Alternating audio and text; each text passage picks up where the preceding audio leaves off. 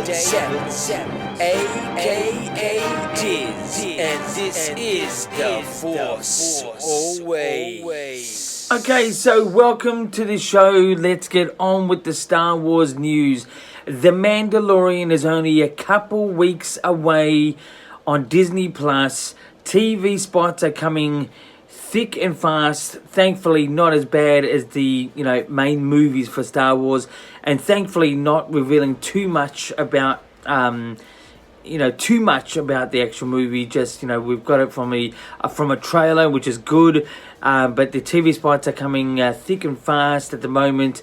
You won't get them here in Australia. You will get them over there in the USA, but they're just happening. If you want to check them out online, somewhere on YouTube. Anyway, to more news. The Uber Eats ads featuring Mark Hamill and the Star Trek guy that I keep... Picard, I think it is. He plays Picard. They are starting to air here in Australia. Mark Hamill and the Star Trek guys, I'm going to call him. They're starting to air, and so they're pretty good, funky ads. To more news, the Ooshi craze here. The Ooshi craze, which is, as I've said before, you spend $30, you get this stupid little rubbery toy from Disney Plus, and some of them are Star Wars. It's coming to an end in the next week or two, more like weeks. So if you're going to get those people in Australia, get them soon as possible. But anyway, still no luck with myself with a little Yoda or any form of Yoda. But anyway, that's yet to make news, hopefully. But anyway, so that's pretty much the news for this time around. Not a whole lot, but anyway, that's some of the news. Let's get into Views. Views is my story idea within Star Wars. So about a week ago, I think it is, I started talking about fan filmmakers should get their act together in creating possible content for streaming services like Disney Plus, because I think it's a more cheaper alternative. The fans get what they want out there, and I think at the moment, the way the world is going with this COVID-19, that I think we're all really going to have to speed up the future and really have this VOD streaming service thing be a reality to the world, even though it's a big money breaker for the Hollywood studios, which may be a good thing or bad thing, I don't know. But I think fan filmmakers, especially for Star Wars, which is there's hundreds and thousands of them, could be up for possibilities. I'd be pushing product towards Disney Plus more than ever. So this is not a story idea on my behalf, but these are stories from any fan filmmaker, and which could be a reality rather than being a fan, that could come to life. So it's sort of, there's an upside and downside to this whole sort of COVID-19 sort of streaming service, sort of loss of theaters. The theaters, I love going to the theater. I think at the cinema, as you would say, it's the experience, it's the sound, it's everything. It's great. I don't want to lose that, but I think the reality at the moment, the way the world is going, especially without a vaccine, this could be the reality of storytelling via your home entertainment system. And the way the home entertainment system has been developing for the last couple of decades, it's really been pushing the idea of a home cinema sort of thing. So, so there's an upside and downside to this. The upside, especially for fan filmmakers, get those story ideas out there. That's what I think. Anyway, that is my views for this time around. Let's get into reviews. Reviews this time around is of the Mandalorian posters, individual posters that came out in this last week. Look, they're pretty straightforward. There's not a whole lot to the idea to them. It's just, the character with a background. But in these particular posters, I thought they were actually, I really did like them. I thought that's got a very Asian, sort of very gritty sort of look. Especially, my favourite one was the Cara Dune one. I think it just holds a lot of weight to the emotion, and I just like the angle for some reason. I like the background better than all the others, even though it's very similar to the others. But these posters, look, I'm going to give 8 out of 10 generally, but my favourite was the Cara Dune one, followed by the Baby Yoda one, but it's, they all sort of fit pretty close together. And anyway, so that is my reviews for this time around. Now we're going to get into interviews. Interviews is going to be something different this time around. It is 2 questions, which is 2Q, but I'm going to bring on the famous, partly famous Charmaine, which is my wife. She will be coming here right now. She's about to come here. This is Charmaine. Hi, everyone. Okay, this is Charmaine. She's it's my new hair. New hairdo, short do. But anyway, she's not a Star Wars fan, but this channel is all about The Force Always, and to me that is more than just a name of a YouTube channel. It's about having the Force within to always to keep rocking on, as I say. Now, what I've been keeping secret, and as well as Charmaine, the last couple of months, Charmaine has had breast cancer. Now, I say this a little bit lightly here. We've gone through the stress, the emotions of this, but we really got onto the logic of getting this fixed. Now, my first question to Charmaine is, what was the first thing you did to find the cancer? What was it?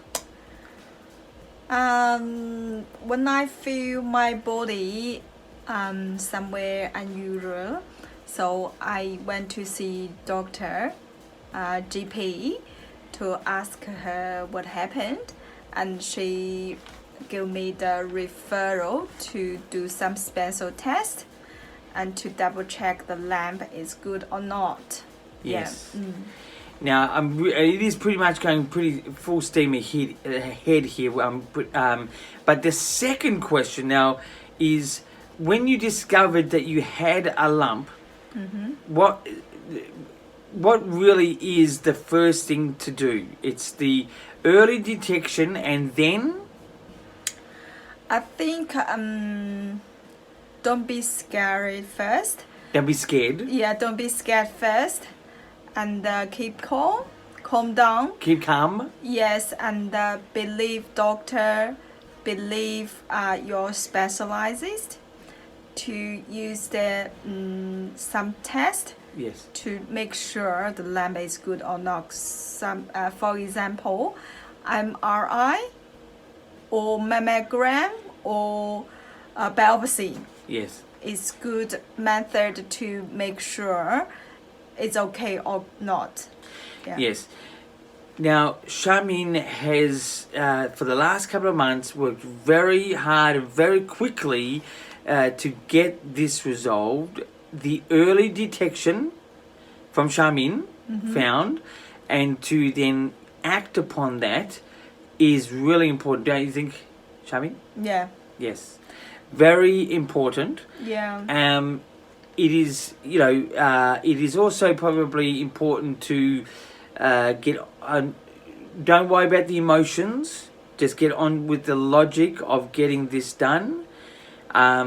Thankfully it was small, but so last week the surgery was successful. It's a big relief of especially Charmaine's shoulders, and so now she is now going to. What's your process now? What has the doctor told you?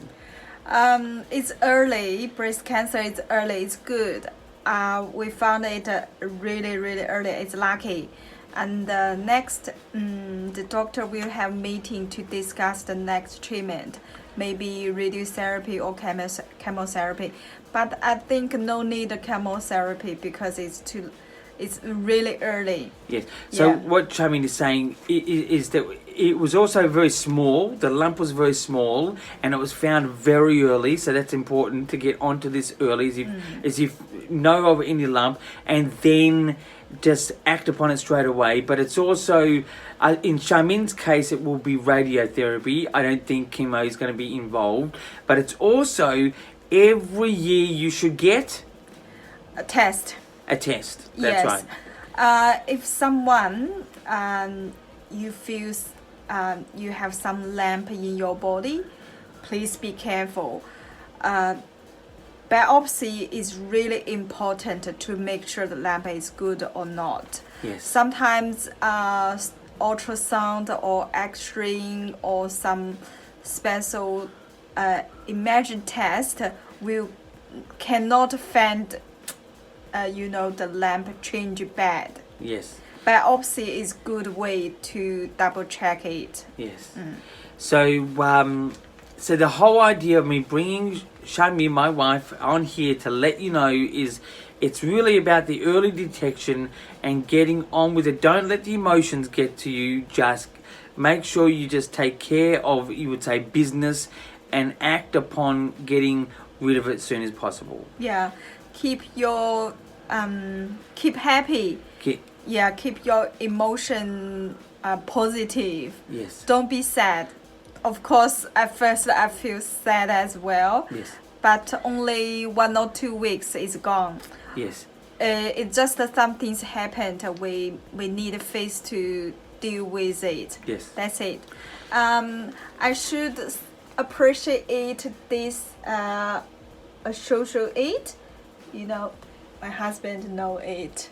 So it's yeah. So this is this is for Australia.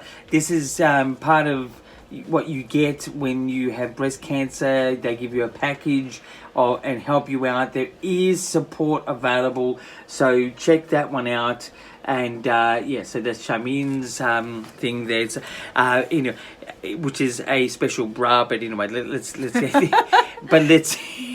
but she is 100% and she's on the recovery. Anyway, that is the interviews. It's something different for The Force Always. But for me, The Force Always, as I said, is not just a show. It's not just about Star Wars. It's just an inner belief system of having the Force within and always just rocking on the best way you can. Whatever hurdles come at you in life, you simply jump them. Don't let the hurdle be a stop. Let it be something you jump. Charmaine did it, and she's now in a better place. But anyway, it was lucky that it was small, and it was lucky that it was early detected. But anyway, so that's the Force Always this time around. So as you know, this is a weekly Star Wars show. It's got news, views, reviews, and interviews of all types. And until next time, I'll give it to Charmaine to say it. What? I appreciate my husband, David. He gave me really, really big brief and make me positive. I appreciate, yes. And everyone, keep rocking.